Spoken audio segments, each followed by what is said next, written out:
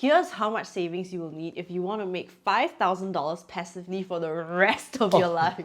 I just lost my life there. So in order for you to make $5,000 a month, we need to be making $60,000 a year. Right? Math? Yes. So we're going to start with something simple like the 4% rule, which is based on research that showed that drawing down only 4% a year would have protected retirees from ever running out of money in every 30-year period since 1926. If 4% were to represent $60,000, that means that we would need a total of 1.5 million in order to achieve this. However, if we are only looking at 30 years, then we can simply buy the 30-year treasury right now for 4.75%, which means you would only need 1.26 million to achieve $5,000 every single month for 30 years. And even after the 30 years, you would still have 1.26 million to slowly draw down with the 4% rule and still have some left over. So I guess 1.5 million is fine. Give me money.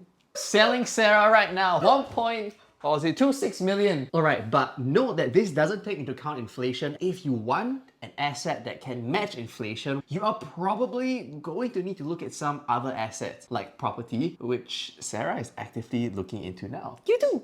So we'll let you guys know how that goes in the near future.